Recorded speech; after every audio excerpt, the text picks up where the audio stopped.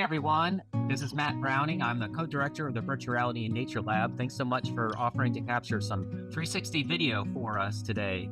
Let me first show you what you should be getting in your kit from us. You might be getting additional accessories depending on what you're doing and where you're going, but I'm going to show you the basics to capture 360 video for use in virtual reality headsets. You will have a tripod.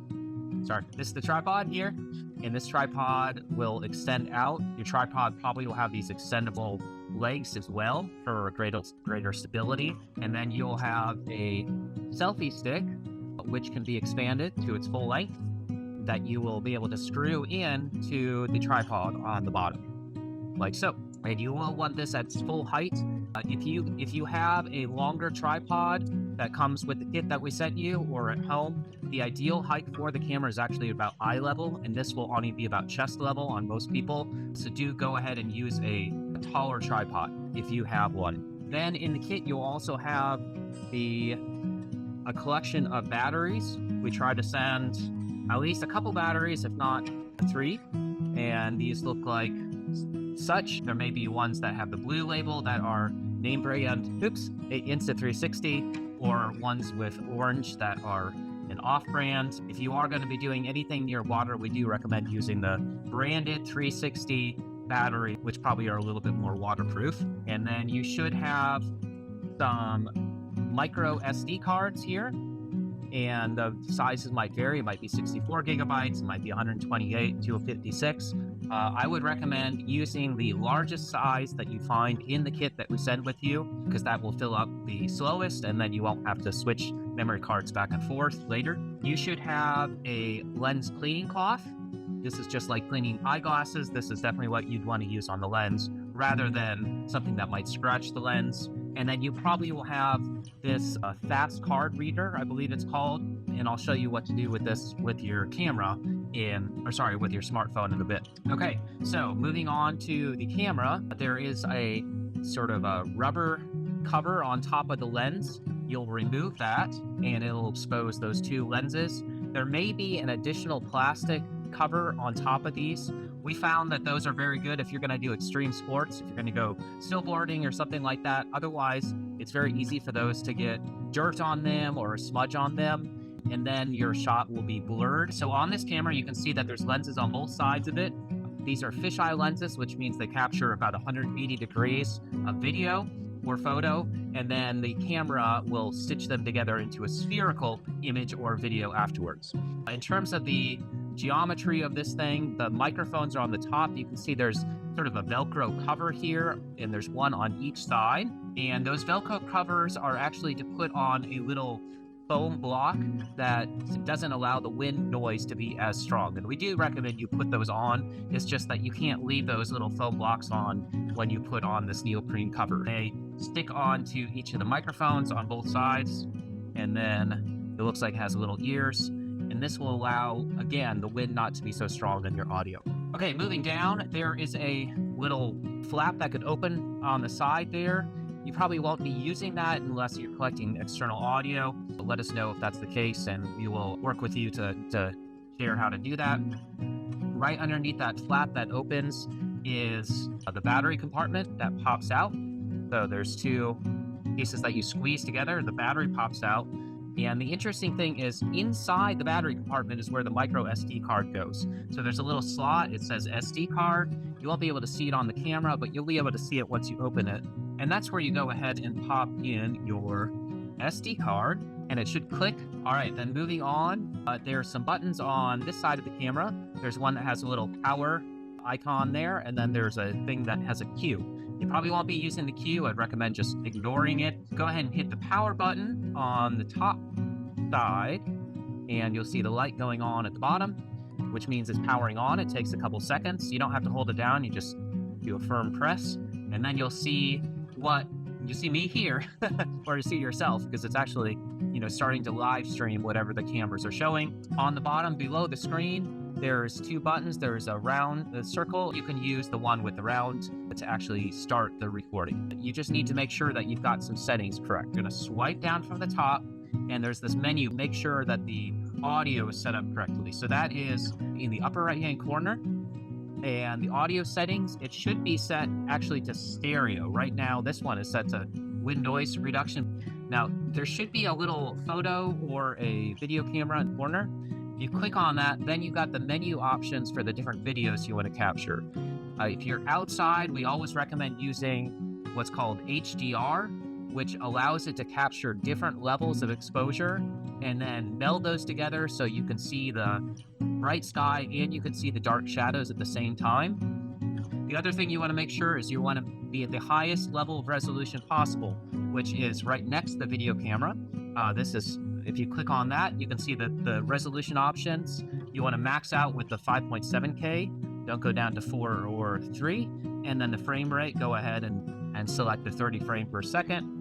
The other thing to notice is the 360 degrees should always be highlighted up there, not the single lens.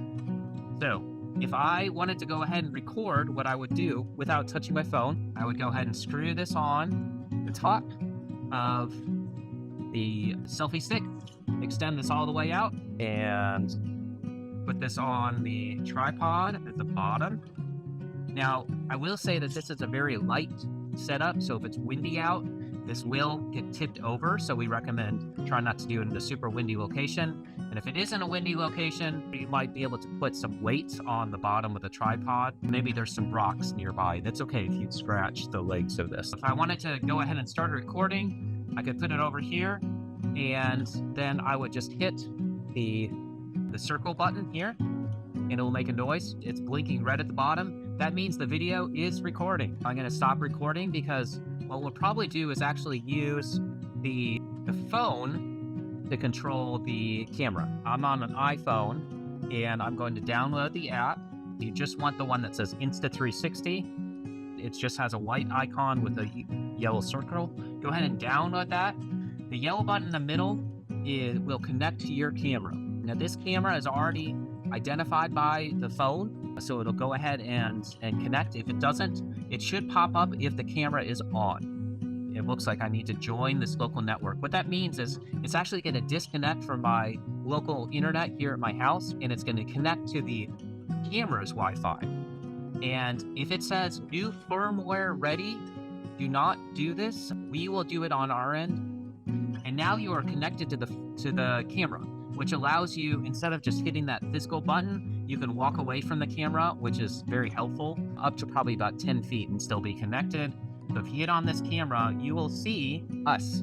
And you can see now it's on active HDR. That's the setting that we wanted. I'll go ahead and hit record there, the red button. You can see the timer is counting down, and I'll go ahead and stop it. Now at this point, you have a file on the SD card of the camera. You have a couple options at this point. You can share with us the SD card physically. You can just mail everything back. It would be better though if you're able to upload at least one of the files to a cloud folder. We use Google Drive. That way we can look at the file maybe before you've left the location where you're recording video, and we can make sure it looks good, and we might have recommendations for additional footage. The better way to look at it is actually you go back to the main menu here. So if you click on album, you'll see that we have our 11-second video that we recorded before. You have to long click on it, and you're going to download it to your phone. There is a faster way to do this, which I'll show you here in a second, that doesn't require so much battery. So now it is downloaded. You can see there's a little check mark next to it, and I will put there. The way to share this with us is you will hit export, the yellow button at the top, and then there's two main options, flat and 360. You will hit the 360, export it to the Apple photo library. There's a quick export option. We don't want that. We want the custom, and you can see there's resolution, frame rate, bit rate. You want to drag those as far to the right as possible, and if you hit export, it'll be saving to your Apple Photos library. And generally what we prefer is you sharing it on Google Drive. Scroll over to more, and then there should be, if you have Google Drive, that app installed, a drive, and you hit there, and then you just have to select the folder that we already shared with you. So I can do a search for 360. I'm going to go ahead and save and upload, and it is uploading from my phone up to the Google Drive. Or you can use this fast reader. Then on the bottom of your phone, right where you plug it in for power, you connect this fast reader, Insta360 would like to communicate. Yes. And now you can go back to album, and it's got all the files, but it's not reading them from the camera. It's reading them from this little reader, which is so much faster. Now, let me talk to you about a few best practices.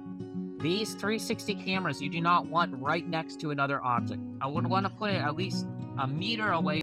And that's because if it's right next to an object, when it's trying to stitch those videos together, there will be a stitch line and things will look like they're not aligning perfectly. I will share though, maybe there's a bird or an airplane flying in the sky.